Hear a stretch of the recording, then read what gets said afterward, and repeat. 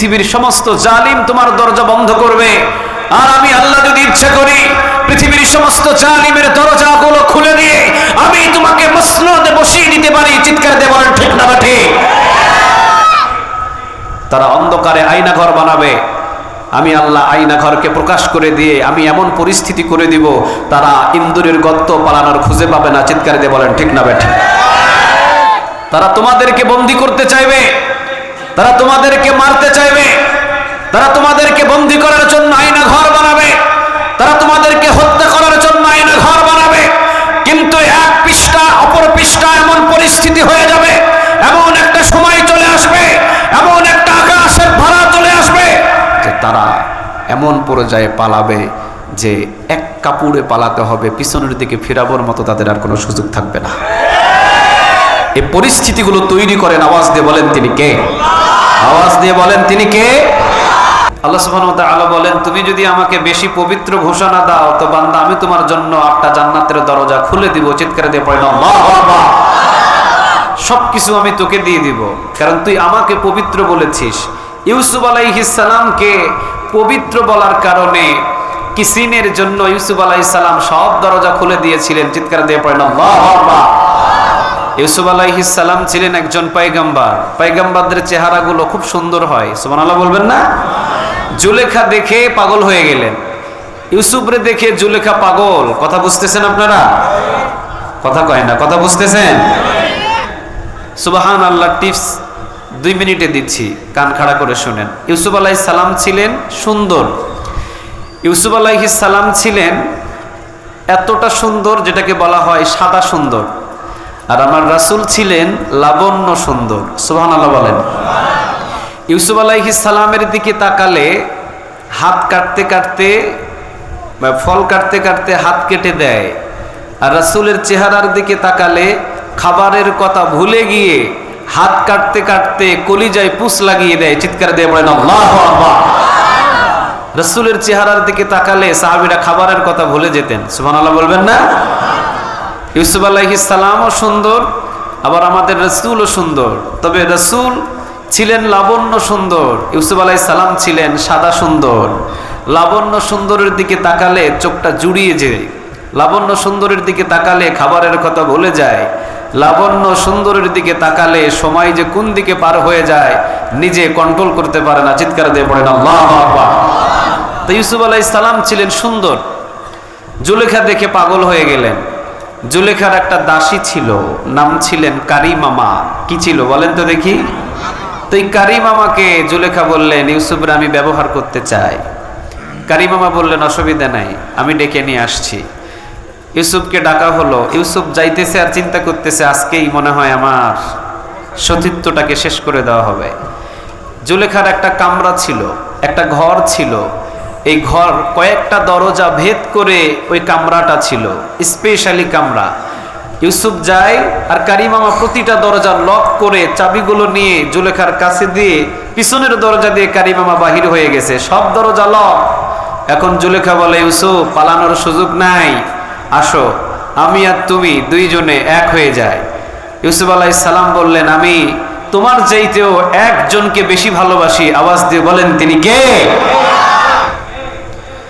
আমি যদি তোমার সাথে মিলিত হই, আমি যদি তোমার সাথে মিলিত হই তুমি খুশি হবা, আর আমি যদি তোমার সাথে মিলিত হই যাকে আমি জীবনের চাইতে বেশি ভালোবাসি তিনি রাগান্বিত হয়ে যাবেন। আওয়াজ দিয়ে বলেন তিনি কে? আল্লাহু আকবার। তোমার মতো জুলেখা তো এটা ওয়ান টাইমের ব্যাপার, কিন্তু আমি তো আমার মালিককে বেশি ভালোবাসি।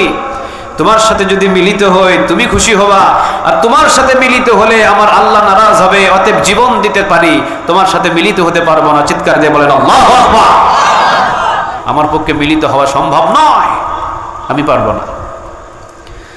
তাকিয়ে দেখলেন ইউসুফ আলাইহিস সালাম কোনোভাবে জুলেখাকে থামানো যায় কিনা। তাকিয়ে দেখলেন জুলেখা আমন খোদার ইবাদত করত। জুলেখা ওই জমানায় আমন খোদার ইবাদত করত, কারণ জুলেখা এক রবের তখনও পর্যন্ত হদিস পান নাই, খোঁজ পান নাই। এক খোদা হলেন। আওয়াজ দিয়ে বলেন তিনি ছিলেন তিনি কে? একজন মালিক আমাদের, নাম কি বলেন দেখি? কিন্তু জুলেখা তখন আমন খোদা বলে একটা খোদার ইবাদত করত। আমন খোদা একটা মূর্তি বানিয়ে, স্বর্ণের মূর্তি বানিয়ে জুলেখার ঘরের ভিতরে রাখা ছিল। তো ইউসুফ আলাইহিস সালাম বললেন কোনোভাবে তাকে রক্ষা করা যায় কিনা। তখন বললেন, জুলেখা আপনি না আমন খোদার ইবাদত করেন? জুলেখা বললেন, হ্যাঁ আমি আমন খোদার ইবাদত করি। তাহলে আমন খোদার যদি আপনি ইবাদত করেন, আপনার রবের সামনে আপনি কিভাবে আরেকজন পুরুষের সাথে মিলিত হবেন? ওই যে দেখেন আপনার রব আপনার দিকে তো তাকিয়ে আছে, মূর্তিটা তাকিয়ে আছে। জুলেখা গায়ের ভিতর থেকে ওড়নাটা খুলে নিজের ওড়না মূর্তির মাথার উপরে দিয়ে ইউসুফরে বললেন, ইউসুফ আমি আমার রবের চোখ বন্ধ করে দিয়েছি। ইউসুফ আলাইহিস সালাম বললেন, জুলেখা পাগলামির একটা সীমা আছে, নিজের ওড়না দিয়ে তোমার মূর্তির রবের চোখ বন্ধ করা যায়, কিন্তু ওড়না দিয়ে পৃথিবীর কোনো কিছু দিয়ে আমার রবের চোখ বন্ধ করা যায় না। আমার রবের মালিক একজন, আওয়াজ দিয়ে বলেন তিনি কে? আল্লাহু লা ইলাহা ইল্লা হুয়া আল হাইয়ুল কাইয়্যুম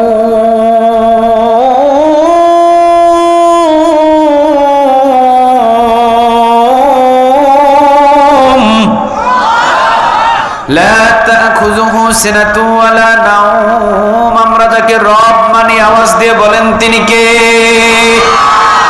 লা তাখুযুহু সিনাতুন ওয়ালা নাওম, যার ঘুম নাই, যার তন্দ্রামি নাই, আওয়াজ দিয়ে বলেন তিনি কে? সবার চোখ বন্ধ করা যায়, বন্ধ করা যায় না একজনের চোখ। কে তিনি বলেন তো দেখি? লা তাখুযুহু সিনাতুন ওয়ালা নাওম। বান্দা সবার ঘুম আছে, আমার ঘুম নাই। বান্দা পৃথিবীর সবাই ঘুমাবে, আর সব বান্দাদের আমি আল্লাহ জেগে জেগে পাহারা দেব। চিৎকার দিয়ে পড়েন আল্লাহু আকবার। আগামীকাল বিকেল 4টা বাজে আপনার ফ্লাইট। আগামীকাল বিকেল 4টায় আপনার ফ্লাইট। আপনাকে যেতে হবে সৌদি আরবে। আপনি প্রাইভেট কারকে বলে রাখছেন রাতে 3টা বাজে আসবি আমার এখানে, রাতে 3টা বাজে আমারে নিয়ে রওনা দিবি, আমি ঢাকা যাব। রাতে 3টা বাজে গাড়িওয়ালারে বলছেন আসার জন্য, গাড়িওয়ালাও বলছে রাতে 3টা বাজে আমি আসব, কিন্তু গাড়িওয়ালা তো ঘুমায় আছে। ওরে যদি আল্লাহ রাতের 3টা বাজে না জাগায় দেয়, ওকে আপনারে জাগাইতে পারবে? কথা বলেন, ওকে জাগাইতে পারবে?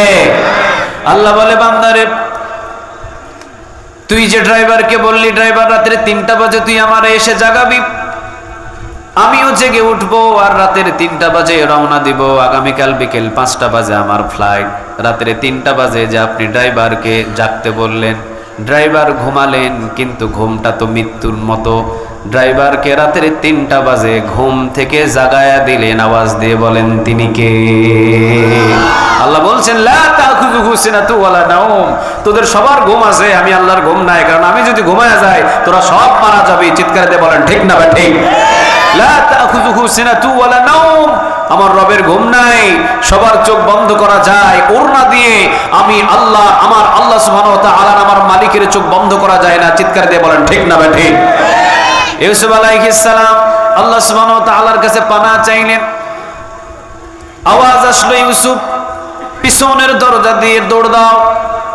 পিছনের দরজা দিয়ে ইউসুফ আলাইহিস সালাম দৌড় দিলেন, দেখলেন দরজা বন্ধ। ইউসুফ আলাইহিস সালামের চিন্তা হলো দরজা বন্ধ, দৌড় দিয়ে কি হবে? আল্লাহ গায়েবী আওয়াজ দিয়ে জানালেন, ইউসুফ দৌড় দিতে দেরি হবে।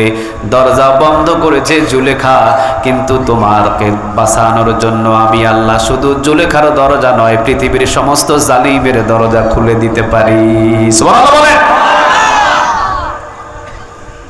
আল্লাহ বলছেন পৃথিবীর সমস্ত জালিম তোমার দরজা বন্ধ করবে, আর আমি আল্লাহ যদি ইচ্ছা করি পৃথিবীর সমস্ত জালিমের দরজাগুলো খুলে দিয়ে আমি তোমাকে মসনদে বসিয়ে দিতে পারি। চিৎকার দিয়ে বলেন ঠিক না ঠিক? তারা অন্ধকারে আয়না ঘর বানাবে, আমি আল্লাহ আয়না ঘরকে প্রকাশ করে দিয়ে আমি এমন পরিস্থিতি করে দিব তারা ইন্দুরের গর্ত পালানোর খুঁজে পাবে না। চিৎকার দিয়ে বলেন ঠিক না ঠিক? তারা তোমাদেরকে বন্দী করতে চাইবে, তারা তোমাদেরকে মারতে চাইবে, তারা তোমাদেরকে বন্দী করার জন্য আয়না ঘর বানাবে, তারা তোমাদেরকে হত্যা করার জন্য আয়না ঘর বানাবে। কিন্তু এক পৃষ্ঠা অপর পৃষ্ঠা এমন পরিস্থিতি হয়ে যাবে, এমন একটা সময় চলে আসবে, এমন একটা আকাশের ভাড়া চলে আসবে যে তারা এমন পর্যায়ে পালাবে যে এক কাপড়ে পালাতে হবে, পিছনের দিকে ফেরাবার মতো তাদের আর কোনো সুযোগ থাকবে না। এই পরিস্থিতিগুলো তৈরি করেন, আওয়াজ দিয়ে বলেন তিনি কে? আওয়াজ দিয়ে বলেন তিনি কে? ইউসুফ দৌড় দাও। যতগুলো দরজা জুলেখা বন্ধ করেছে সব দরজাগুলো আমি আল্লাহ রাব্বুল আলামিন একের পর এক খুলে দিব, তুমি শুধু দৌড় দাও। দৌড় দেওয়ার দায়িত্ব তোমার, দরজা খোলার দায়িত্ব নিলেন। আওয়াজ দিয়ে বলেন তিনি কে? আল্লাহ দায়িত্ব নিলেন। ইউসুফ দৌড় দিলেন, ঠাস ঠাস করে এক একটা দরজা খুলে যায়। সর্বশেষ যেই দরজা, এই দরজাটা খুলে না, অনেক টানাটানি করে।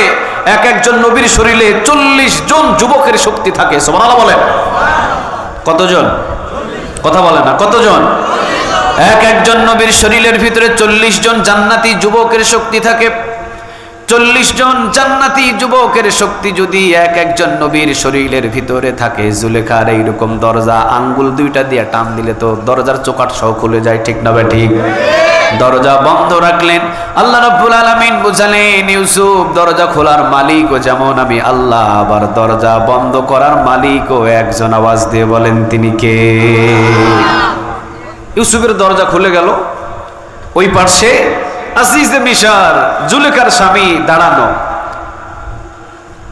দরজা খুলে ইউসুফ দৌড় দিয়েছে, দেখে ইউসুফের সামনে আজিজে মিশর। কি ব্যাপার ইউসুফ, কই থেকে আসলা তুমি? কই থেকে আসলা তুমি বলতে দেরি। জুলেখা পিছন দিক থেকে দৌড়ে এসে আজিজে মিশরের সাথে মিলিত হয়ে মুস্কি হাসি দিয়ে বলছে, দেখছো দুধ কলা খাওয়ায়া কাল সাপ পালছি।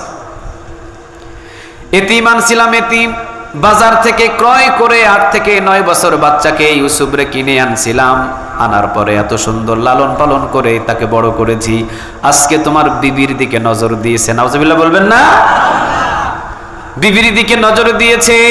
আজিজে মিশর বিশ্বাস করতে রাজি হলেন। সত্যই তো, জুলেখা তো এমন করতে পারে না, কারণ জুলেখা তো এরকম নারী নয়।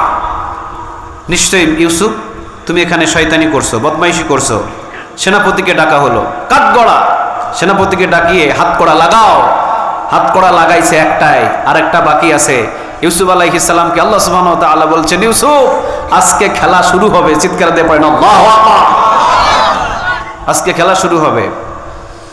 ইউসুফ তুমি তাদেরকে বলো, আজকের এই ঘটনা তোমার কথা বিশ্বাস করবে না আজিজে মিশর, তোমাকে সবাই চাপিয়ে দিবে। তুমি বলো যে কারিমামা তোমাকে ডেকে নিয়ে গিয়েছিল। ইউসুফ বললেন যে কারিমামাকে ডাকেন। কারিমামা অর্থাৎ জুলেখার দাসী কারিমামা আসলেন। আজিজে মিশর ইউসুফের মালিক অর্থাৎ জুলেখার স্বামী জিজ্ঞাসা করলেন, কারিমামা আপনি কি ডেকে ইউসুফকে জুলেখার ঘরের ভিতরে দিয়ে এসেছেন? কারিমামা বললেন, হারামও না, এটা আমি আগাগোড়া কিছুই জানি না। কারণ রসুনের কুয়া যদিও আলাদা, গোড়া কয়টা? কথা কয় না, গোড়া কয়টা? জুলেখাও যেমন, জুলেখার দাসীও তেমন, জুলেখার বান্ধবীও তেমন, ঠিক না বা ঠিক? রসুনের কুয়া হলো আলাদা, গোড়া একটা। আজ কারিমামা বললেন, এটার হারামও আমি কোনো কিছুই জানি না। ইউসুফ আলাইহিস সালাম বিপদে পড়লেন। আল্লাহ রাব্বুল আলামিন বললেন, ইউসুফ খেলা কিন্তু শেষ হয় নাই। এখন এমন একজনের জবান দিয়ে বাহির করব যেটা আজিজে মিশরকেও চিনে না, জুলেখাকেও চিনে না, ইউসুফ তোমাকেও চিনে না, শুধুমাত্র ওই মাসুম বাচ্চা একজনারে চিনে। আওয়াজ দিয়ে বলেন তিনি কে? ইউসুফ তুমি বলো, তোমার একটা সাক্ষী আছে। আজকের এই দিনে অপরাধী কে এটা প্রমাণ করে দিবে। তোমার ওই রুমের পাশে জুলেখার ফুফাতো বোনের কুলের উপরে একটা বাচ্চা আছে যার নাম কিসেন। ওই 6 মাসের শিশু আজকে বলে দিবে কে অপরাধী। চিৎকার দিয়ে বলেন আল্লাহু আকবার। তোমরা চোর বানাও, তোমরা ডাকাতি বানাও, তোমরা মিথ্যাবাদী বানাও, তোমরা যুদ্ধ অপরাধী বানাও, তোমরা একজনকে জেনাকার বানাও, আলেমদেরকে ধরে নিয়ে যে ফাঁসির মঞ্চে ঝুলিয়ে দাও। এমন একদিন সময় আসবে, এক কাপড়ে বাংলার জমিন থেকে কুকুর আর শিয়ালের মতো পালাতে হবে, ঠিক না ঠিক? পরিস্থিতি আমি তৈরি করে দেব। সুবহানাল্লাহ বলবেন না? ইউসুফ আলাইহিস সালাম বললেন, খেলা শেষ হয় নাই। জুলেখার পাশেই আছে জুলেখার ফুফাতো বোন, নাম হলেন, তার কোলের ভিতরে 6 মাসের শিশু আছে। 6 মাসের শিশু যার নামটা হলো কিসিন। কিসিনকে ডাকা হোক। কিসিন আজকে বলে দিবে আমি দোষী নাকি জুলেখা দোষী। সুবহানাল্লাহ বলবেন না? জুলেখা মুস্কি হাসি দিয়ে বলে, ইউসুফ রে, জীবনে কোনোদিন তুই আমারে ধরতে পারবি না। আর আল্লাহ রাব্বুল আলামিন বলেন, জুলেখা, পৃথিবীর কোনো শক্তি আমার ইউসুফের গায়ে অপবিত্র দাগ লাগাতে পারবে না। সুবহানাল্লাহ বলেন। অপবিত্র দাগ আমার ইউসুফের গায়ে লাগাতে পারবে না, কারণ দোষী জুলেখা, এটা তোকে মানতে হবে। আমার ইউসুফ কখনো দোষী নয়। সুবহানাল্লাহ বলবেন না? দোষী নয়। চুরি না করেও চুর যদি বলেন, এটা কি সহ্য করা যায়? ডাকাতি না করেও ডাকাত যদি বলেন, এটা কি সহ্য করা যায়? রাজাকার না বলেও রাজাকার যদি বলেন, এটা কি সহ্য করা যায়? সহ্য করা যায় না। এজন্য আল্লাহ বলেন, মাঝে মাঝে পৃষ্ঠাটা আমি উল্টাইয়া দিই। রাজাকার রাজাকার রাজাকার বলে 17 বছর পর্যন্ত বক্তব্য পেশ করেছে, শেষ পর্যন্ত রাজাকারের ট্যাগ দিয়া বাংলাদেশ থাকতে বাধ্য হয়েছে। আল্লাহ রাব্বুল আলামিন বলছেন, ইউসুফ নিয়ে আসো, বাচ্চাটারে নিয়ে আসো, যাও। ইউসুফ আলাইহিস সালাম বললেন, জুলেখার ফুফাতো বোন, যাও তাড়াতাড়ি নিয়ে এসো। নিয়ে আসা হলো, বাচ্চাটা কান্না করছে। ইউসুফ আলাইহিস সালাম মাথায় হাত বুলিয়ে দিলেন, হাসা শুরু করলেন। এবার ইউসুফ বললেন, কিসিন, তুমি বলে দাও যে আজকের এই রাতের বেলা দোষী কে? আমি ইউসুফ দোষী নাকি জুলেখা দোষী? এবার কিসিন সাথে সাথে উত্তর দিলেন যে আল্লাহর পয়গম্বর ইউসুফ আলাইহিস সালাম হলেন পবিত্র, ওনার মতো পবিত্র মানুষ এই ভূমিতে একটাও নাই। সুবহানাল্লাহ বলেন। উনি হলেন পবিত্র মানুষ, ওনার মতো পবিত্র একজনও নাই। এটার প্রমাণ হলো, ইউসুফের জামা পরীক্ষা করো, জামার যদি সামনে ছেঁড়া হয় ইউসুফ দোষী, ইউসুফ অপবিত্র। আর যদি জামার পিছন দিকে ছেঁড়া হয়, তাহলে বুঝে নিবা ইউসুফ আলাইহিস সালাম অপবিত্র।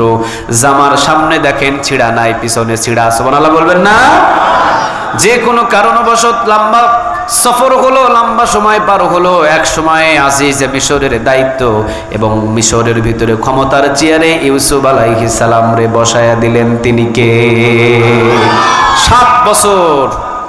7 বছর অনেক ফসল ফললো, আর 7 বছর খুব ভাবে খরা, বৃষ্টি নেই, আসমান কৃপণ হয়ে গেল, সসির হয়ে গেল জমিন, ফসল ফলাদি নাই।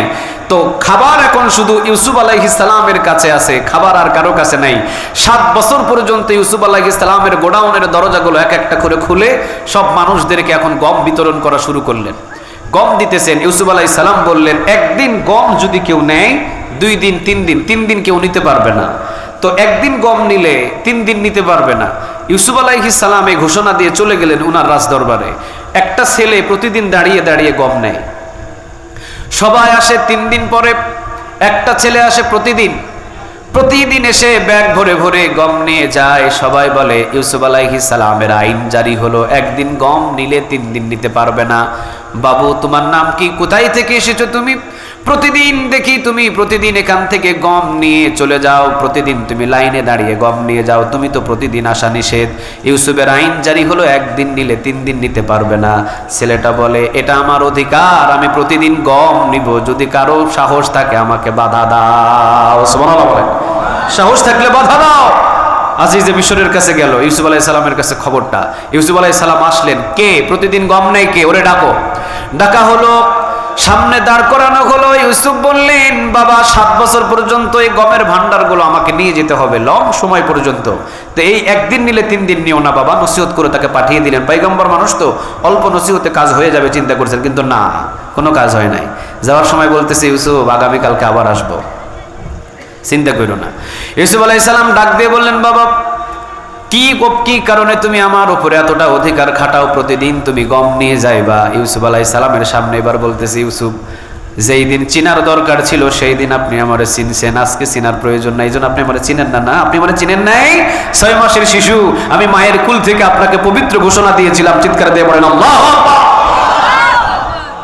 এটা আমার অধিকার। আমি 6 মাসে আপনাকে পবিত্র ঘোষণা দিয়ে আপনারা ওই দিন কঠিন বিপদ থেকে বাঁচাইয়া দিছি। আজকে আপনি আমারে চিনতেছেন না, সময় হয়ে গেছে, তাই আপনি আমারে চিনেন না। ইউসুফ আলাইহিস সালাম দৌড় দিয়ে ওরে বুকের উপরে নিয়ে ওরে বলতেছে, যত ভান্ডারের খাদ্যে ভান্ডারের চাবি আছে সব চাবি এরে দিয়ে দাও। সুবহানাল্লাহ নাই? সব চাবি এরে দিয়ে দাও। ইউসুফ আলাইহিস সালাম বললেন, বাবারে আজ থেকে লাইনে দাঁড়িয়ে কোনোদিন তোকে গম নিতে হবে না, তুই যে আমারে পবিত্র ঘোষণা দিয়েছিলি, এই জন্য ধর সব চাবিগুলো আমি আজকে তোরে দিয়ে দিলাম, সমস্ত ভান্ডারগুলো রাজপ্রাসাদগুলো তোরে ছেড়ে দিলাম। আল্লাহ বলেন, ইউসুফরে যদি পবিত্র বলার কারণে কিসেনের কাছে সব ভান্ডার খুলে দেয়, আমি আল্লাহকে তোমরা যদি সুবহানাল্লাহ বলে একবার পবিত্র ঘোষণা দাও, বান্দা 8টা জান্নাতের দরজা আমি তোর জন্য খুলে দেব। এবার আওয়াজ দিয়ে বলেন সুবহানাল্লাহ, একটা আওয়াজ দিয়ে বলেন সুবহানাল্লাহ। সবচাইতে পবিত্র একজন, আওয়াজ দিয়ে বলেন তিনি কে? আল্লাহর ভিতরে কোনো হিংসা আছে? কথা বলে না, কোনো হিংসা আছে? যে সারা জীবন আল্লাহর বিরোধিতা করে, আল্লাহ তারেও খাওয়ায়, যে করে না তারেও খাওয়ায়। চিৎকারে দিয়ে বলেন ঠিক না বে ঠিক? বরং সাহাবীরা মোটা চালের ভাত পেয়েছে, কিন্তু আবু জেহেল, আবু লাহাব, উদবা, শাইবা, মুগীরা পৃথিবীতে সবচাইতে ভোগ বিলাস বেশি করে গেছে। চিৎকারে দিয়ে বলেন ঠিক না বে ঠিক? সাহাবী একদিন বললেন, ইয়া রাসূলুল্লাহ, আমরা ইয়ানতের টাকা দিই, আমরা যুদ্ধের ময়দানে জীবন দিই, যুদ্ধের ময়দানে আমরা রক্ত দিই, আবার আমরা রমজান মাসে রোজা রাখি, দিনের ভিতরে 5 বার আমরা হাজিরা দিই, 5 বার হাজিরা দিয়ে আমরা বারবার আল্লাহকে রুকু করি, সেজদা করি। আমরা যদি কোনো ব্যবসা ধরি, 2 দিন 3 দিনের ভিতরে কালো ধোঁয়া মারে, আমরা যদি ধরি মাটি হয়ে যায়, আমরা যদি ধরি সোনা হয়ে যায় মাটি, আমাদের ব্যবসার ভিতরে কোনো বরকত নাই। নবী গো, আর ওই যে আবু জেহেল প্রতিদিন চিকন চালের ভাত খায়, পোলাও কোরমাও তাদের খাবার হয়, দামি দামি গাড়ি ঘোড়াতে চলাফেরা করে, তারা দামি দামি পোশাক পরিধান করে, সব সময়ের জন্য তারা দুনিয়াতে ভোগ বিলাসের জীবনযাপন গড়ে। নবী গো, তাহলে আল্লাহ রাব্বুল আলামিন কি আমাদের ভালোবাসে না? আল্লাহ রাব্বুল আলামিন আমাদেরকে কি পছন্দ করে না? এই জন্য দুনিয়ার ভূমিতে আমাদের কষ্টে রাখে। রাসূল বললেন, শোনো, স্বর্ণমুখী সুই যদি একটা সাগরের মধ্যখানে ডোবাও, স্বর্ণমুখী সুই ডোবানোর পরে স্বর্ণমুখী সুইয়ের আগায় পানি থাকবে 1 ফোঁটা পানি, ওইটা হলো আবু জেহেল, আবু লাহাব, উদবা, শাইবা, মুগীরার দুনিয়ার নিয়ামত। আর সাগরের যতগুলো পানি আছে, সমস্ত পানি পরিমাণ জান্নাতে তোমার জন্য নিয়ামত রেখে দিয়েছেন তিনি কে? আল্লাহ আমাদের সবাইকে কবুল করুক, বলেন আমিন। আর একটু জোরে বলেন আমিন। তাহলে হিংসা নাই কার? কথা বলে না কার? তাহলে সুবহানাল্লাহ বলতে হবে আপনাদের, কথা বলেন না, বলতে হবে। তাহলে কোরআনের ময়দানে বসলে আমাদের পিছনের গুনাহ মাফ করে দেন তিনি কে? কোরআনের ময়দানে বসলে আমলনামাটা নেক দিয়ে ভারী করে দেন তিনি কে? কোরআনের ময়দানে বসলে কোরআন সুপারিশ করে তাকে আল্লাহর জান্নাতে নিয়ে যাবে। চিৎকার দিয়ে পড়েন আল্লাহু আকবার। তাহলে কোরআনের ভিতরে সূরা আছে কয়টা? এই যে কয় না, কোরআনের ভিতরে সূরা আছে কয়টা? 114টা। 100 কতটা আছে বলেন তো দেখি? আজকে আমরা ছোট্ট একটা সূরা থেকে কথা শুনবো ইনশাআল্লাহ। আল্লাহ আমাদের সবাইকে ধৈর্য নিয়ে বসার তৌফিক দান করো, বলেন আমিন। আমরা সে কথা শুনবো সূরা আত-তিন থেকে। সূরার নাম কি? কথা বলেন, সবার মুখস্থ আছে? পড়েন দেখি, ওয়াত-তিন পড়েন। والتين والزيتون وطور سينين وهذا البلد الأمين لقد خلقنا الإنسان في أحسن تقويم।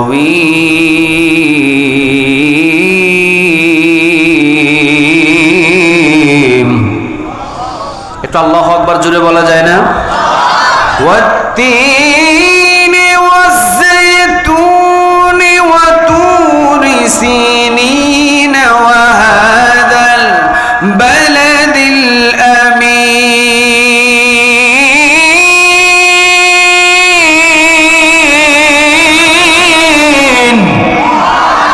والتين তিন ফলের কসম। কে খাইছে বলেন? আর একটু জোরে বলেন কে? ওয়াজ-জাইতুন, জাইতুন ফলের কসম। ওয়া তুর সিনিন, তুর পর্বতের কসম। মুসা আলাইহিস সালাম তুর পর্বতে দাঁড়িয়ে একজন মালিকের সাথে কথা বলেন, তিনি কে? ওয়া হাদাল বালাদিল আমিন, নিরাপদ মক্কা নগরীর কসম। এটা হলো মক্কা নগরী নিরাপদ। ফাঁসির আসামি যদি মক্কাতে ঢুকে যায়, ওকে ফাঁসি দিতে পারবে না। সুবহানাল্লাহ বলেন। যতক্ষণ সে নিজ ইচ্ছায় বাহির না হয়। 50 বছর যদিও মক্কার চত্বরে থাকে, 50 বছর পর্যন্ত পৃথিবীর কেউ তাকে ফাঁসি দিতে পারবে না। চিৎকার দিয়ে বলেন আল্লাহু আকবার। এই মক্কাটাকে নিরাপদ ভূমি হিসাবে ঘোষণা দিয়েছেন তিনি কে? ওয়াহাদাল বালাদিল আমিন, নিরাপদ মক্কা নগরীর কসম। এবার আল্লাহ এবার চারটা কসম খাওয়ার পরে আমাদেরকে একটা খবর বলছেন, লাকাদ খালাকনাল ইনসানা ফি আহসানি তাকওয়িম, সবচাইতে অবয়ব গঠন দিয়ে সুরত দিয়ে মানুষদেরকে সুন্দর করে বানাইছেন তিনি কে? সুবহানাল্লাহ বলবেন না? আচ্ছা, মানুষের চাইতে সুন্দর কি পৃথিবীতে কেউ আছে? কথা বলেন না কেন? মানুষের চাইতে সুন্দর পৃথিবীতে কিছু আছে? সবচাইতে অবয়ব গঠন দিয়ে সুরত দিয়ে সুন্দর করে মানুষরে বানাইছেন, আওয়াজ দিয়ে বলেন তিনি কে? আসমান এবং জমিন আল্লাহ রাব্বুল আলামিন 6 দিনে বানালেন। 6 দিনে। কয় দিনে বলেন? আর একটু জোরে বলেন, কয় দিনে? আল্লাহ বললেন আসমান এবং জমিন, পৃথিবীতে আমি আসমান এবং জমিন 6 দিনে বানালাম, আর বান্দা তোকে আমি 10 মাস 10 দিনে বানালাম। সুবহানাল্লাহ বাড়িতে গিয়ে বললেন 6 দিনে আসমান এবং জমিন বানালেন, আর আমাকে আপনাকে 10 মাস 10 দিন সময় লাগায়া দিলেন তিনি কে? লাকাদ খালাকনাল ইনসানা ফি আহসানি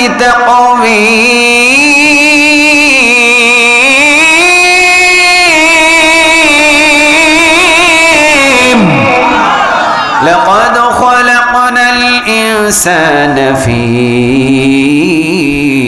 আহসানি তাকওয়িম, সবচাইতে অবয়ব গঠন দিয়ে সুরত দিয়ে মানুষরে বানাইছেন, আওয়াজ দিয়ে বলেন তিনি কে? আল্লাহ বলেন তুই গুনাহ কর, তারপরেও আমার কাছে ভালো লাগে। সুবহানাল্লাহ বলবেন না? তুই গুনাহ কর, কোনো অসুবিধা নাই। বান্দারে গুনাহ করতে করতে 1 বছর গুনাহ করলি, 2 বছর, 3 বছর, 5, 10, 15, 20, 30, 40, 50, 60, 70, 80 বছর গুনাহ করার পরে কোনো একদিন মসজিদের কোনায় গিয়ে তুই যদি বসে বলিস আল্লাহ 80 বছর শেষ করে দিছি, আল্লাহ 80 বছর নষ্ট করে ফেলছি, আল্লাহ তুমি আমারে মাফ করে দাও। আল্লাহ বলছেন সূরা ফুরকানের, আল্লাহ সুবহানাহু ওয়া তাআলা বলছেন, বান্দা 80 বছর গুনাহ করছস, এখন আইসা তুই আমার কাছে মাফ চাস, তোর কি মনে হয় আমি মাফ করব না? শুধু মাফ করব না, মাফ করে 80 বছরের গুনাহ নেক দ্বারা পরিবর্তন করে দেব।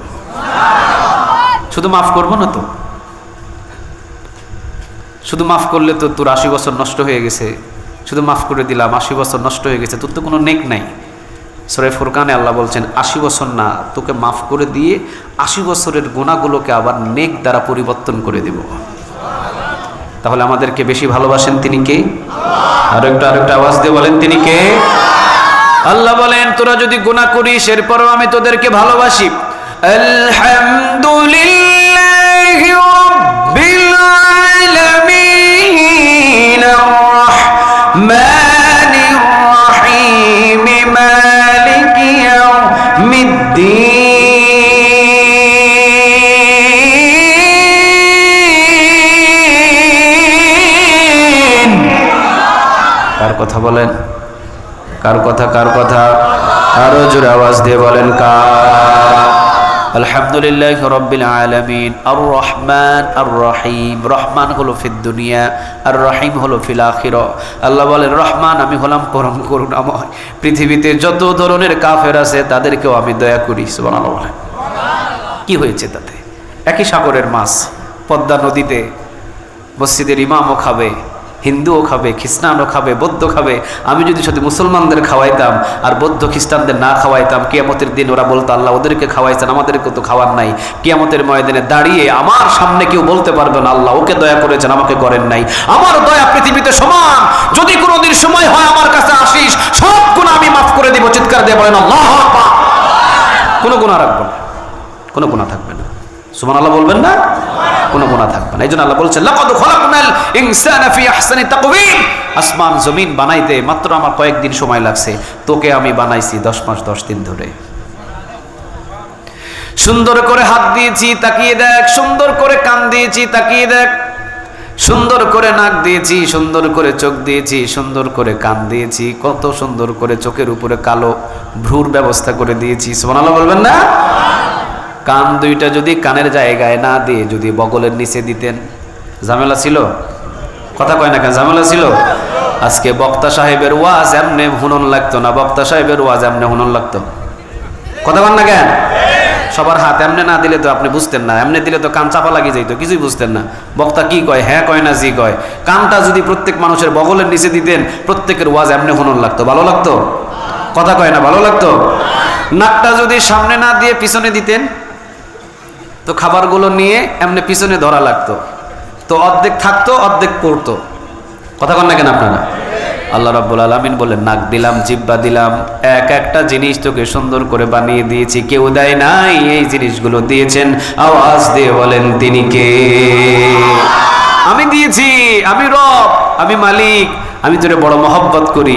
সবাই ঘুমায়, আমি আল্লাহ জেগে জেগে তোকে মহব্বত করে বানাইছি, আমি আল্লাহ জেগে জেগে তোকে পাহারা দিয়েছি। চিৎকার দিয়ে পড়েন আল্লাহু আকবার। আমার মা আমাকে নরমালি ডেলিভারি করাইছে। আমরা এক ভাই এক বোন, আমার বোন বড়, আমি ছোট। আমার মায়ের সিজার লাগে নাই, হুজুরের মায়ের সিজার লাগে নাই, হুজুরের মায়ের সিজার লাগে নাই। আর এখন শুধু পেটে বাচ্চা আসলে আগে থেকে নিয়ত করে সিজার কোথায় করব। কথা বলেন না কেন আপনারা? নিয়ত যেমন, নিয়তের উপরে বরকত দেন। আওয়াজ দিয়ে বলেন তিনি কে? আমরা যারা আমাদের বয়সী যারা বসে আছে, ওই সময় কি সিজার ছিল? কথা বলেন না কেন? সিজার ছিল না, সিজার ছিল না। তো মা এবং বোনেরা যখন সিজার ছাড়া ডেলিভারি হতো ঘরের ভিতরে, তখন ফ্লোরের ভিতরে বিছানা বিছাইতো, ফ্লোরের ভিতরে বিছানা বিছিয়ে ফ্লোরের ভিতরে এরপরে মাকে শোয়াতো। ওখানে শোয়ানোর পরে ধাত্রী আসতো, খাটের উপরে তো বিছানা বিছাইতো না, কারণ মা যখন বাচ্চাকে ডেলিভারি করতো, লজ্জাস্থান দিয়ে যখন আমরা বাহির হতাম মায়ের লজ্জাস্থান দিয়ে, তখন মা অনেক রক্তাক্ত হয়ে যেতেন। রাসূল বলেছেন, এক একটা মায়ের চিৎকার ওই সময় এক একটা মৃত্যুর যন্ত্রণার সমান হয়। এই জন্য একজন মা একজন সন্তানকে জন্ম দিলে আল্লাহ খুশি হয়ে তার পিছনের সব গুনাহ মাফ করে দেয়। এটা নর্মালি ডেলিভারি করলে, এখন সিজারে করলে সব গুনাহ মাফ করে কিনা এটা আমি বলতে পারবো না, এটা আমার জানা নাই। এখন নর্মালি ডেলিভারি আমার মায়েরা যখন করে, খাটের উপরে যদি বিছানা করে, খাট থেকে নামতে উঠতে মায়ের কষ্ট হবে, এই জন্য ফ্লোরের নিচে ধাত্রীরা বিছানা বানায়। দুইজন তিনজন ধাত্রী এসে বাচ্চাটা কিভাবে বাহির করা যায়, কিভাবে নেওয়া যায়। তো ধাত্রীরা বাচ্চাটাকে বাহির করে নিয়ে মায়ের ডান পাশে বাম পাশে রেখে দিয়েছে। একদিন বয়স হলো আমাদের সবার। কথা বলেন না কেন? আমাদের সবার একদিন বয়স হয় নাই? কথা বলেন, একদিন হয় নাই?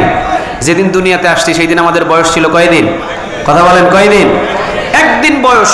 ফ্লোরের ভিতরে বিছানা বিছিয়ে আল্লাহ সুবহানাহু ওয়া তাআলা বলছেন, ফ্লোরের ভিতরে বিছানা বিছিয়ে তোকে রেখে দিয়েছে। ধাত্রী বিকেল 3টা 4টা 5টা 6টা 7টা 8টা বাজে ধাত্রী বলতেছে তোর আম্মুর কাছে যে আমি যাইতেছি, কালকে আবার আসবো। ধাত্রী চলে গেল ওর সংসারিক কাজে। এবার দাদা আসলো রাতের 10টা, দাদি রাতের 11টা, নানা রাতের 12টা, নানি রাতের 1টা, তারাও এক এক করে চলে গেল। রাতের 1টা বাজে, সবাই ঘুমিয়ে গেছে। এখন ঘরের ভিতরে আছে তোর মা আর তোর বাবা। তোর বাবা আর তোর মা দুইজনে মিলে একজন আরেকজনের দিকে মুচকি হাসি দেয় আর বলে, দেখছো আমাদের ভালোবাসার ফসল আল্লাহ কীরকম দিছে। এইভাবে হাসাহাসি করতে করতে তোর বাবার চোখে ঘুম আসছে। তোর বাবা বলতেছে, তাহলে আমি পাশের ঘরে গিয়ে ঘুমালাম।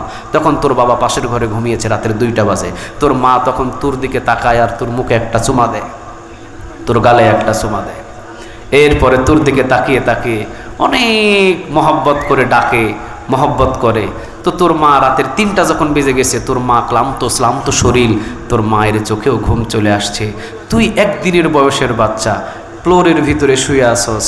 তোর প্রস্রাবের ছিদ্রটা খোলা ছিল, তোর পায়খানার ছিদ্রটা খোলা ছিল, তোর নাকের ছিদ্র খোলা ছিল, তোর মুখের ছিদ্র খোলা ছিল, তোর কানের ছিদ্র খোলা ছিল।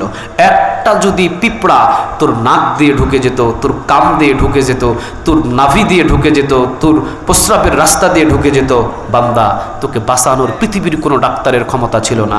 তোর বাবা ঘুমিয়ে গেল রাতে 2টায়, তোর মা ঘুমিয়ে গেল রাতে 3টায়। সারা রাত জেগে জেগে আমি তোকে পাহারা দিয়েছি, আমি হলাম তোর রব। চিৎকার দিয়ে পড়েন আল্লাহু আকবার। আমি আল্লাহ সারা রাত জেগে তোকে পাহারা দিয়েছি। সুবহানাল্লাহ বলবেন না? ওই যে আল্লাহ বলছেন, লা তাখুযুহু সিনাতু ওয়ালা নাওম, আমার ঘুম নাই, আমার ঘুম নাই, আমি সারা রাত জেগে জেগে তোকে পাহারা দিয়েছি। আজকে আমার জন্য যখন তোকে ফজর নামাজে ডাকা হয় তখন তোর কত ঘুম, কিন্তু আমি তো তোকে কোনোদিন তোকে পাহারা দেওয়ার জন্য ঘুমাই নাই, সবসময় জাগন ছিলাম। সুবহানাল্লাহ বলবেন না? তাহলে আল্লাহ রাব্বুল আলামিন বলছেন, লাকাদ খলাকনাল ইনসানা ফি আহসানি তাকওয়িম, সবচাইতে যত্ন করে মহব্বত করে ভালোবেসে বান্দারে আমি তোরে বানাইছি। বান্দা একদিন দুই দিন নয়, 10 মাস 10 দিন ধরে মানুষরে বানাইছে। আওয়াজ দিয়ে বলেন তিনি কে? ওখানে কে খাওয়াইছে বলেন তো দেখি, আর একটু জুড়ে বলেন না কে? শুধু খাওয়াইছি যে এমনটা নয়, ওখান থেকে আসার পরেই তোর দুনিয়াতে খাবারের প্রয়োজন, তো তোর জন্য মালটার ব্যবস্থা তো আছে, তোর জন্য গরুর গোস্ত, এরপরে মোরগের গোস্ত, বিভিন্ন রকমের খাবারের আইটেম আমি করে রাখছি। কিন্তু এখন তো তুই এগুলো খাইতে পারবি না, এই জন্য তুই আসার আগেই তোর মায়ের বুকে তোর জন্য খাবারটা আমি গরম করে রেখে দিয়েছি। সুবহানাল্লাহ। বাড়িতে গিয়া, হ্যাঁ বাড়িতে গিয়ে আগামীকাল সুবহানাল্লাহ বললেন। মোহাব্বত করে যত্ন করে বানিয়েছি। তবে বান্দারে কোনোদিন আমি জাহান্নামে দেওয়ার জন্য তোকে বানাই নাই। তুই ডাকবি একবার, আমি আল্লাহ তোর ডাকে সাড়া দিব 70 বার। সুবহানাল্লাহ। আরেকটু আওয়াজ দিয়ে বলেন। বান্দা তোকে আমি জাহান্নামে দেওয়ার জন্য কখনো বানাই নাই। তুই আমাকে ডাকবি একবার, আর তোর ডাকে 70 বার সাড়া দেওয়ার জন্য ওয়াদা দিয়েছেন। আওয়াজ দিয়ে বলেন তিনি কে? মোহাব্বত করে বানিয়েছি, বড় মোহাব্বত। লাকাদ খালাকনাল ইনসানা ফি আহসানি তাকওয়িম। তাকওয়িমের ব্যাখ্যায় মুফাসসিরিনে কেরাম বলছেন, প্রতিটা মানুষকে আমি সোজা করে বানিয়েছি, স্ট্রেট ফরওয়ার্ড, সোজা করে বানিয়েছি, বাঁকা তাড়া করে বানাই নাই। চিৎকার দিয়ে পড়েন আল্লাহু আকবার। যতগুলো মাখলুকাত বানিয়েছি সবগুলো বাঁকা। সুবহানাল্লাহ বলবেন না? আল্লাহ বলছেন যতগুলো মাখলুকাত বানিয়েছি সবগুলো বাঁকা। গরু সোজা না বাঁকা? কথা কয় না, সোজা না বাঁকা? ছাগল সোজা না বাঁকা? মুরগি সোজা না বাঁকা? আল্লাহ বলছেন প্রতিটা মানুষদেরকে আমি প্রতিটা মাখলুকাতকে বানাইছি বাঁকা। গরুর দিকে তাকিয়ে দেখ, বাঁকা করে বানিয়েছি, রিজিকের উপরে মুখ লাগিয়ে মাথা নত করে খেতে হয়। ছাগলের দিকে তাকিয়ে দেখ, বাঁকা করে বানিয়েছি, এই জন্য রিজিকের উপরে মুখ লাগিয়ে খেতে হয়। মোরগের দিকে তাকিয়ে দেখ, বাঁকা করে বানিয়েছি, এই জন্য রিজিকের উপরে ঠুকর দিয়ে মাথা নত করে খেতে হয়। তোকে কিন্তু আমি বাঁকা করে বানাই নাই, সোজা করে বানিয়েছি। তোর রিজিক খাওয়ার জন্য তোকে মাথা নত করে খেতে হবে না, হাত দিয়ে মুখের ভিতরে দিবি, রিজিক পানাহার করবি। মাথা নত করবি তো একজন মালিকের কাছে মাথা নত করবি। আওয়াজ দিয়ে বলেন তিনি কে? পৃথিবীর কারো কাছে মাথা নত নয়, কোন নমরুদের কাছে মাথা নত নয়, কোন আব্রাহামের কাছে মাথা নত নয়, কোন ফেরাউনের কাছে মাথা নত নয়, কোন জালিম স্বৈরাচারের কাছে মাথা নত নয়। প্রয়োজন হলে 12 বছর জেলখানায় থাকবি, প্রয়োজন হলে কারাগার থেকে বাহির হয়ে আইনা ঘরে যাবি, প্রয়োজন হলে ফাঁসির মঞ্চে জীবন দিয়ে দিবি। মাথা নত পৃথিবীর কারো জালিমের কাছে নয়, মাথা নত হবে এক মালিকের কাছে। আওয়াজ দিয়ে বলেন তিনি কে?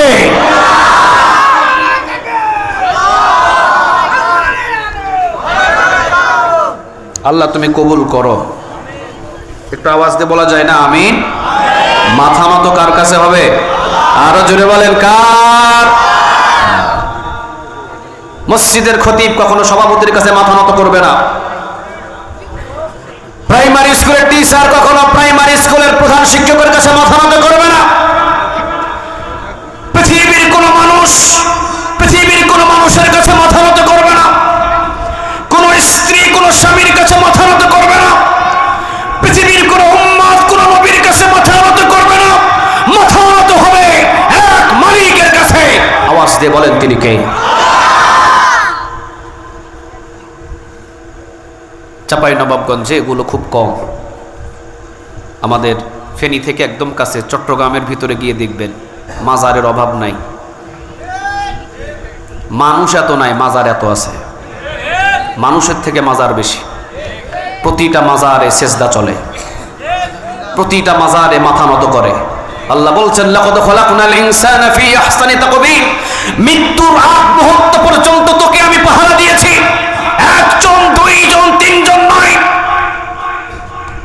একজন দুইজন তিনজন নয়, 3 শতাধিকেরও বেশি ফেরেশতা দিয়ে তোকে আমি হেফাজতে রেখেছি। তোর বডিগার্ড আমি বানিয়ে দিয়েছি। সুবহানাল্লাহ বলেন। রাস্তা দিয়ে হেঁটে যাবে দেখবেন ঠাস করে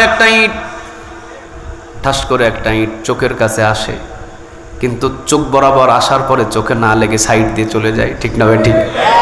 আল্লাহ বলে হেফাজতের জন্য ফেরেশতা পাঠিয়েছি, কারণ এই চোখটা অনেক দামি করে বানাইছি আমি। সুবহানাল্লাহ বলবেন না? বাজারে যদি একটা চোখ তুই ক্রয় করতে যাস, হাজার হাজার টাকা লাগবে, কোটি কোটি টাকা লাগবে। তোর সম্পদ বিক্রি করলে তুই দুইটা চোখ নিতে পারবি না। এখন যদি একটা ইটের দ্বারাই তোর চোখ নষ্ট হয়ে যায়, বান্দা তুই আমার নিয়ামতগুলো দেখবি কিভাবে?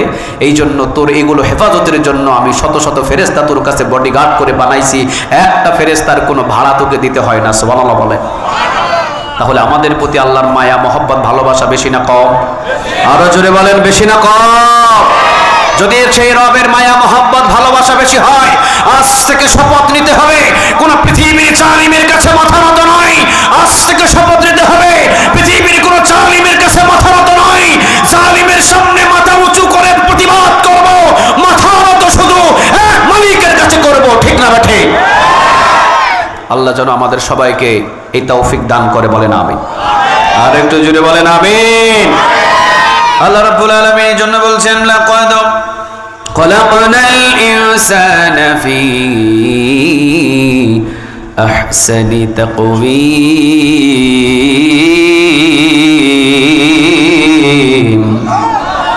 সবচাইতে অবয়ব গঠন দিয়ে সৌরত করে সুন্দর করে মানুষ আমি তোকে বানিয়েছি।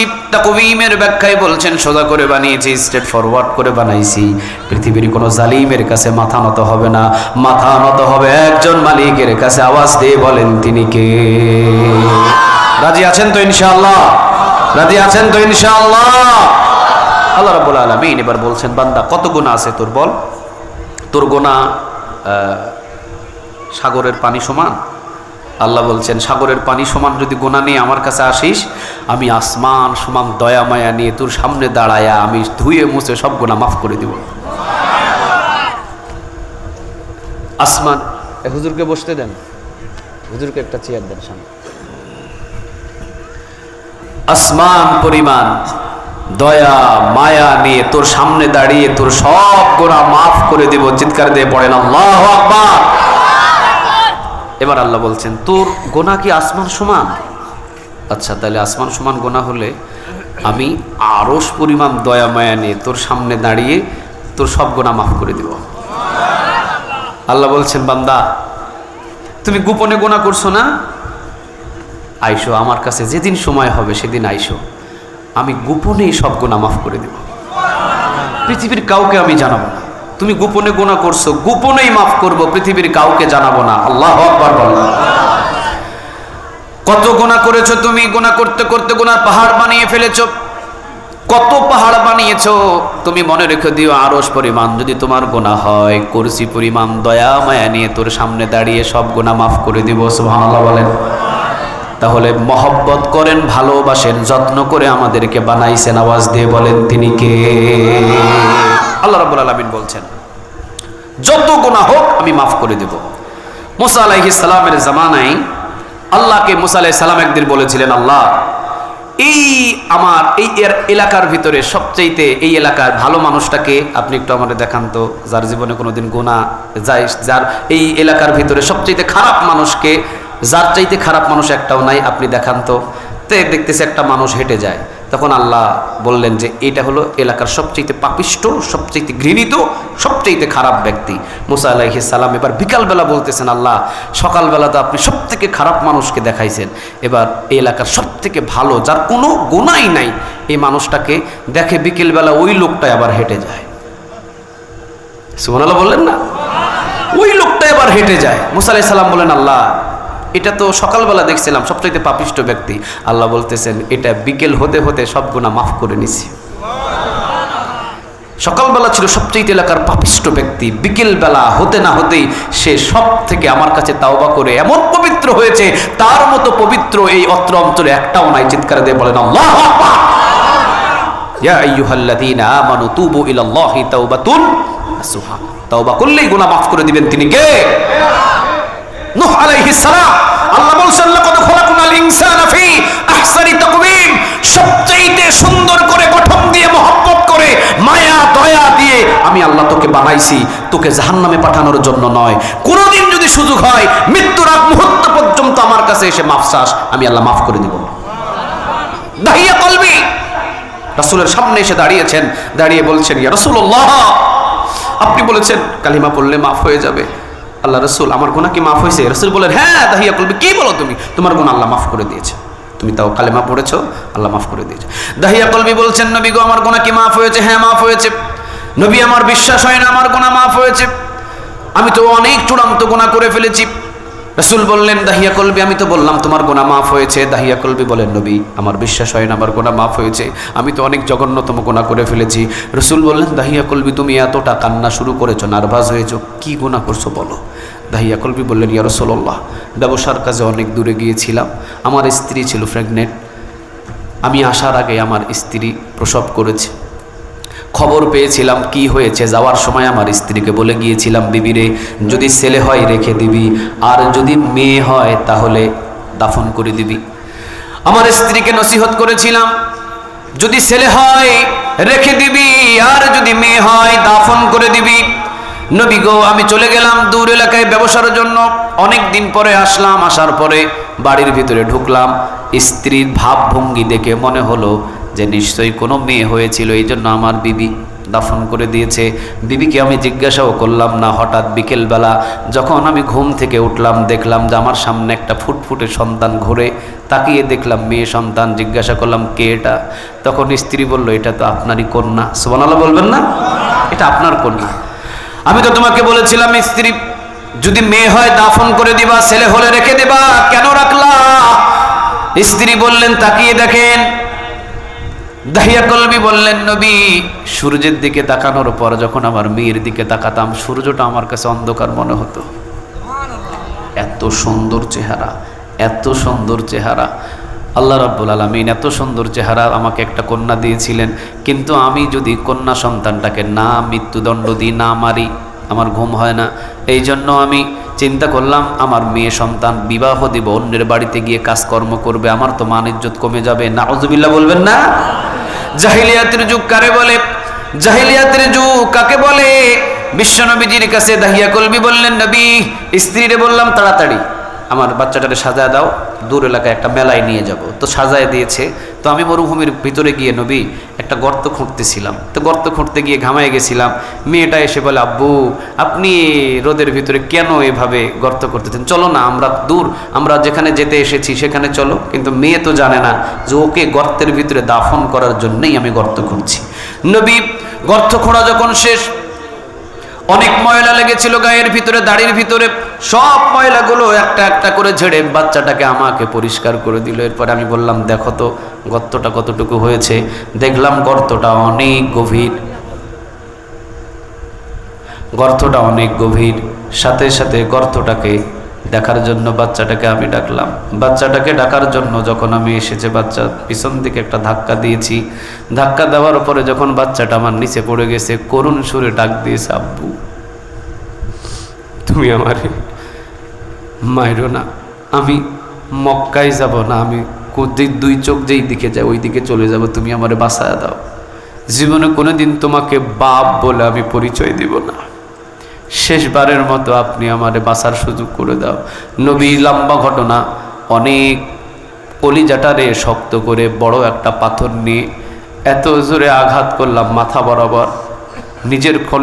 নিজের কন্যা সন্তান মাথাটা ফেটে ফিঙ্কি দিয়ে রক্তগুলো বাহির হয়ে আমার দাড়ি, আমার মুখ পর্যন্ত, আমার জামা পর্যন্ত ভিজে গেছে।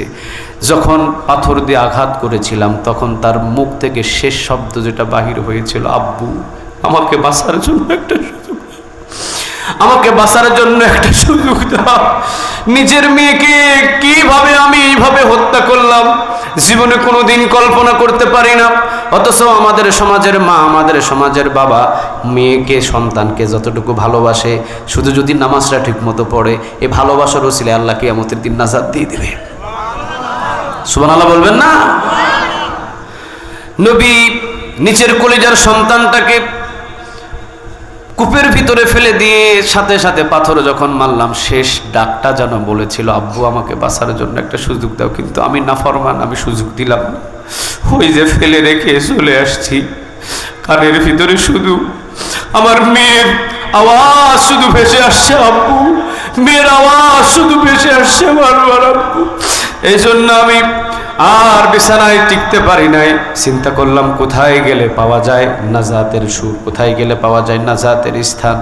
জানলাম যে ইয়া আইয়ুহাল্লাযীনা আমানু তুবু ইলাল্লাহি তাওবাতান নাসুহা, তাওবা করলে গুনাহ মাফ হয়ে যায়। আর শুনলাম কালেমা যদি পড়ে পিছনের যত গুনাহ আছে সমস্ত গুনাহগুলোরে মোচন করে দেন তিনি কে? কালেমা পড়ে নিলাম। নবী গো, এখন আপনি বলেন আমার গুনাহগুলো মাফ হয়েছে কিনা? রাসূল দাড়ি ভিজে ভিজে পানিগুলো পড়ছিল। রাসূল বলছেন দাহিয়া কলবি, জীবনে অনেক ঘটনা শুনেছি কিন্তু তোমার মতো এত পাষাণ হৃদয়ের মানুষের ঘটনা কোনো দিন শুনি নাই। তবে যাও, তোমার সন্তানকে তুমি নিজ হাতে হত্যা করেছো কালেমা পড়ার আগে, কালেমা পড়ার পরে তোমার ওই আগের সমস্ত গুনাহগুলোরে মোচন করে দিয়েছেন। আওয়াজ দিয়ে বলেন তিনি কে? মানুষকে বেশি ভালোবাসে কে বলেন? আরেকটা আওয়াজ দিয়ে বলেন না কে? এই জন্য আল্লাহ রাব্বুল আলামিন বলছেন বড় মহব্বত করে বানিয়েছি। লাকাদ খালাকনাল ইনসানা ফি আহসানি তাকওয়িম, বড় মহব্বত বড় মায়া মহব্বত করে তোকে আমি বানিয়েছি। তাকওয়িমের ব্যাখ্যায় সোজা করে বানিয়েছি। বান্দারে তাকিয়ে দেখ নিজের দিকে, যতই গুনাহ কর আমার কাছে মাপ চাইতে দেরি হবে, মাফ করতে দেরি করবেন না একজন, তিনি কে? নূহ আলাইহিস সালাম তিনি আল্লাহর কাছে দোয়া করলেন, রব্বি লা তাযার আলাল আরদি মিনাল কাফিরিনা দাইয়ারা। ও আল্লাহ, ৯৫০ বছর দাওয়াত দিয়েছি এই কওমকে, প্রতিদিন আমাকে মারছে, প্রতিদিন আমার মাথা ফাটিয়ে দিয়েছে, প্রতিদিন আমার শরীর ফাটিয়ে দিয়েছে। জিবরিল আলাইহিস সালাম এসে আমাকে প্রতিদিন মুছে দিয়েছে, আমি আবার সুস্থ হয়ে গেছি। ৯৫০ বছর যে কওম আমাকে মারছে, রব্বি লা তাযার আলাল আরদি মিনাল কাফিরিনা দাইয়ারা, একটা কাফেরকেও ছাইড়ো না, সবগুলারে হত্যা করো, সবগুলারে মারো। আল্লাহ বললেন তুমি যাও, নৌকাতে উঠে যাও, সবগুলারে সাইজ করতেছি আমি। সবগুলারে আল্লাহ প্লাবন দিয়ে সবগুলারে শেষ করে দিয়েছেন। এখন নূহ আলাইহিস সালামকে নৌকা থেকে নামায়া আল্লাহ বলতেছেন, নূহ এখন তোমার কাজ কি? কাজ আছে কোনো? নূহ আলাইহিস সালাম বললেন, না আল্লাহ, কোনো কাজ নাই। কয় এবার তুমি হাড়ি আর পাতিল বানাও। কি বানাও? কথা কয় না, কি বানাও? হাড়ি পাতিল বানাও, হাড়ি আর পাতিল বানাও। হাড়ি আর পাতিল নূহ আলাইহিস সালাম বানানো শুরু করলেন। এখন বলতেছেন আল্লাহ কত হাজার বানাবো? আল্লাহ বলতেছেন হাজারে চিন্তা করো না, বানাইতেই থাকো। বানাইতে থাকলেন, রোদে শুকালেন, রং চং করলেন, আবার বৃষ্টি আসলে ঘরের ভিতরে নিয়ে আসলেন। আল্লাহ একদিন হঠাৎ করে বলতেছে, নূহ হাতের লাঠি আছে না? কয় আছে। লাঠি দিয়া সব হাড়ি পাতিলগুলা ভাঙো। নূহ আলাইহিস সালাম হুকুম কার বলেন? আর একটু জোরে বলেন কার? আল্লাহর হুকুমে নূহ আলাইহিস সালাম কষ্ট করে এত সুন্দর করে মহব্বত করে হাঁড়ি পাতিল বানালেন, রোদে শুকালেন, বৃষ্টির পানিতে যাতে না ভিজে, আবার ঘরে নিয়ে গেলেন। হাতের লাঠি দিয়ে সব হাঁড়ি পাতিলগুলোর এবার ভাঙলেন, ভেঙে তছনছ করে দিয়ে নদীর কিনারায় গিয়ে বসে আছেন। আল্লাহ ডাক দিয়ে বলতেছেন, নূহ কি মন বেজার নাকি? আল্লাহ বলতেছেন, হ্যাঁ আল্লাহ, বেজারই তো। কি জন্য তোমার মন বেজার? আল্লাহ আপনি বললেন হাঁড়ি পাতিল বানানোর জন্য, আমি বানালাম। আবার হঠাৎ করে বললেন তোমার হাতের লাঠি দিয়ে ভেঙে ফেলো, এত মহব্বত করে এত যত্ন করে বানালাম। আবার আপনি লাঠি দিয়ে ভাঙতে বললেন, ভেঙে দিলাম। কি জন্য বললেন বানাইতে, কি জন্য বললেন ভাঙতে? এই জন্য মনে কষ্ট, এত মহব্বত করে বানাইয়া আবার ভাঙতেই বা কেন বললেন? আল্লাহ বললেন, নো, হাঁড়ি পাতিল বানাইছিলা, খাবার দিছিলা কয়দিন? কয়েকদিনও দিই নাই। আচ্ছা তুমি যখন হাঁড়ি পাতিলগুলোরে আঘাত করেছিলা তখন কি কেউ পালাইছে? কয় পালাই নাই। তুমি যখন হাঁড়ি পাতিলগুলোরে ভাঙতে গেছিলা তোমার কাছে কি হাত জোড় করছে না করে নাই? তোমাকে কি ডাক দিয়ে কেউ আকুতি বিনতি করছে? কয় করে নাই। সাধারণ 6 মাস হাঁড়ি আর পাতিল বানায়া যদি ভাঙতে এত কষ্ট হয়, আমার বান্দাদেরকে 950 বছর খাওয়ানোর পর তুমি যে অভিশাপ দিয়ে বললা ধ্বংস করে দাও, আমি আল্লাহ ধ্বংস করে কি আমার খারাপ লাগে নাই? সুবহানাল্লাহ বলবেন না? 950 বছর পর্যন্ত আমি তাকে খাইয়েছি, 950 বছর আমি তাকে পরিয়েছি। যখন তাকে প্লাবন দিয়েছি তখন আমি আল্লাহকে ডাক দিয়েছে, কিন্তু মাফ করি নাই। নবীর কথা, নবীর হাতের দোয়া কবুল করে নেন বেশি তিনি কে? তোমার দোয়ায় আমি সব মানুষদেরকে ধ্বংস করে দিয়েছি। সাধারণ হাঁড়ি আর পাতিল ভাঙলে তোমার যদি এত কষ্ট লাগে, আমি সে কাফের হোক আর যাই হোক এত মহব্বত করে বানাইছিলাম, তুমি বললা তাকে ধ্বংস করে দিলাম, আমি আল্লাহর কি খারাপ লাগে নাই? আল্লাহ বলছেন, লাকাদ খালাকনাল ইনসানা ফি আহসানি তাকওয়িম, মহব্বত করে সুন্দর করে বানাইছেন তিনি কে? আল্লাহ বলছেন খবরদার, নিজের জীবন কখনো নিজে কুরবান করবি না, ফাঁসিতে ঝুলবি না, বিষ খেয়ে হত্যা করবি না নিজের জীবন। এরপরে নিজেকে ছুরি দিয়ে আঘাত করে নিজে শেষ হয়ে যাবি না, কারণ তোকে বানাইতে আমার অনেক কষ্ট হয়েছে। কত বড় আযাব দিয়েছেন আল্লাহ। আল্লাহ কতটা কঠিন হয়েছে এখানে, এত কষ্ট করে তোকে আমি বানালাম, এত মহব্বত করে তোকে আমি বানালাম, আর ফাঁসি দিয়ে তুই মারা গেলি, এই জন্য আমি তোর আযাব দিলাম। কিয়ামতের ময়দানে তোর কোনো হিসাব হবে না, তোর ওই ফাঁসি দিয়ে শুধু আযাব হবে। চিন্তা করছে মহব্বত করে কে বানাইছেন? আরো জোরে বলেন না কে? এবার আল্লাহ রাব্বুল আলামিন বলছেন সুম্মা রাদাদনাহু আসফালা সাফিলিন।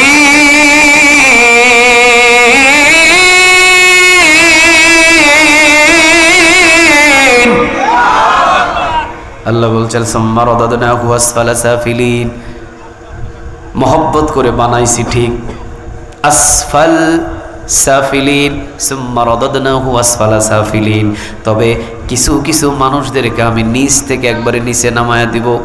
সুবহানাল্লাহ বলবেন না? কিছু কিছু মানুষদেরকে আমি নিচ থেকে নিচে নামিয়ে দিব। এমন মানুষ হলো কারা? যারা কোরআনকে আঙ্গুল দিয়ে কথা বলবে, যারা কোরআনের মাহফিলগুলোকে বন্ধ করে দেবে, যারা আলেম ওলামাদেরকে ফাঁসি দিয়ে শেষ করে দেবে, যারা জমিনের ভিতরে হত্যা করবে, যারা জমিনের ভিতরে নিরপরাধ মানুষদেরকে হামলা দেবে, মামলা দেবে, মানুষদেরকে আয়না ঘরে বন্দী করবে, জীবিত থাকবে দুনিয়ায়, তবে তাদের জীবনটাকে লাঞ্ছিত জীবন করে দিবেন তিনি কে? সুম্মা রাদাদনাহু আসফালা সাফিলিন। আমি যে একটা বলেছিলাম একটা কথা, গতবারে মাহফিল করতে গিয়ে বলেছিলাম, আমার ফুফাতো বোনের একটা মেয়ে হয়েছে। আমি আমার ফুফাতো বোন আমাকে ফোন দিয়ে বলতেছে, ভাই তুই তো হুজুর মানুষ, তুই তো সব নামটা ভালো মতো ইসলামিক নাম দিস, তে আমার মেয়ে হয়েছে, আমার মেয়ের নামটা তুই রাখ। আমি বললাম তোর মেয়ের নাম রাখ হাসিনা। ফুফাতো বোন কিছুক্ষণ চুপ হয়ে থাকার পরে বললেন, ভুল হয়েছে তোর কাছে নাম চাওয়া, জীবনে কোনো দিন তোর কাছে আর নাম চাইব না। আমি বললাম নামটা তো খারাপ না, খুব ভালো। কয় নাম ভালো হোক আর খারাপ হোক, এমন জঘন্যতম মানুষের নাম আমার মেয়ের রাখবো না। তাহলে বুঝেন নাম কিন্তু ভালো, শুধু ওনার নামের সাথে নামটা থাকার কারণে মানুষটাকে জঘন্য বানায়া দিয়েছেন তিনি কে? সুম্মা রাদাদনাহু আসফালা সাফিলিন, নিচ থেকে একবারে নিচের দিকে নামিয়ে দেব। আমার নামাজি ব্যক্তিদেরকে হত্যা করবি, আমার ইমানদার ব্যক্তিদেরকে হত্যা করবি, মসজিদের দরজায় বন্ধ করে দিবি, মসজিদের মিম্বর দখল করে নিবি, কোরআনের ময়দান বন্ধ করে দিবি, জমিনের ভিতরে তোদেরকে সবচাইতে লাঞ্ছিত করব। সুবহানাল্লাহ। লাঞ্ছিত করেন তিনি কে? আরো জোরে বলেন তিনি কে? জমিনের ভিতরে যত বড় গাদ্দার, ওই গাদ্দারকে তত ছোট জিনিস দিয়ে শেষ করেছেন তিনি কে? নূহ আলাইহিস সালাম, ইউসুফ আলাইহিস সালাম, নূহ আলাইহিস সালাম, ইব্রাহিম আলাইহিস সালাম, মুসা আলাইহিস সালাম, এদের জামানায় যত বড় জালিম ছিল তাদেরকে ছোট ছোট আযাব দিয়ে ধ্বংস করেছেন তিনি কে? নমরুদের নাম শুনেছেন? আপনাদের পাশের গ্রামের নমরুদ, ওই পাড়ার নমরুদ, হ্যাঁ, ইব্রাহিম আলাইহিস সালামের জামানায় যেই নমরুদ, ওই নমরুদ ছিলেন 400 বছর পর্যন্ত ক্ষমতাশীল। এত বড় পালোয়ান, এত বড় শাসন, এত বড় জালিম, এত বড় জালিমকে ধ্বংস করার জন্য আল্লাহ ন্যাংরা মশা, কথা বলেন কি মশা, আল্লাহ বললেন যত বড় জালিম তত ছোট আযাব। 17 বছর ক্ষমতায় থাকার পরে আমি আল্লাহ রাব্বুল আলামিনের সাথে যত বাটপারি করেছি ইমানদারের সাথে, এই জন্য এমন ভয় ঢুকিয়ে দিয়েছি, 27 রকমের খাবার ঘরের ভিতরে রান্না করা ছিল, ছাত্ররা খাইছে, না খেয়ে পালাতে বাধ্য হয়েছে। আল্লাহ রাব্বুল আলামিন বলছেন সুম্মা রাদাদনাহু আসফালা সাফিলিন। রাত অনেক হয়েছে তো এই জন্য আর টানতে পারছি না। আর মোনাজাত আমাদের প্রিয় শায়েখ আছে, উনি করবেন। আমার বন্ধু মানুষ মাওলানা আব্দুল মজিদ সাহেব আমার সাথে এসেছেন, ওনাকে দিয়ে মোনাজাত করাবো। আপনারা বসে থাকবেন তো ইনশাআল্লাহ? আর আজকের রাত আমরা আল্লাহর জন্য কোরবান করে দেব ইনশাআল্লাহ। আল্লাহ এবার বলছেন সুম্মা রাদাদনাহু আসফালা সাফিলিন, আল্লাহ বলছেন আমি নিচ থেকে একবারে নিচে নামিয়ে দিব কাদেরকে? যারা কোরআনকে বাধা দেবে, ইসলামকে বাধা দেবে, যারা রাজাকার নয় তারপর তাদেরকে রাজাকার বলবে, যারা অন্যায়ভাবে আয়নাঘর বানাবে, অন্যায়ভাবে মানুষদেরকে হত্যা করবে, আল্লাহ বলছেন তাদেরকে নিচ থেকে একদম নিচের দিকে নামিয়ে দিব। ইল্লাল্লাযীনা আমানু, তবে তাদেরকে আমি নিচ থেকে নিচে নামাবো না যারা ঈমানদার। সুবহানাল্লাহ বলেন। 12 বছর জেলখানায় থাকবে, সুম্মাস্তাকামু, অটল হয়ে দাঁড়িয়ে থাকবে, জীবন দিবে, ঈমান কখনো বিক্রি করবে না, এমন ঈমানদার আছে না নাই? ফাঁসির কাস্টে ঝুলবে, ইমান বিক্রি করবে না, এমন ইমানদার আছে না নাই? আরো জোরে বলেন আছে না নাই? আল্লাহ বলছেন ইল্লাল্লাযীনা আমানু, তবে তারা যারা ঈমান এনেছে, ওয়া আমিলুস সলিহাত, এবং নেক আমল করেছে, তাদেরকে আমি নিচ থেকে নিচে নামাবো না। আমাদের হুজুরের বয়স যত বাড়বে তার সম্মান আর মর্যাদা তত বেশি করবেন তিনি কে? কারণ ঈমানের উপরে অটল আছে না নাই? নেক আমল আছে না নাই?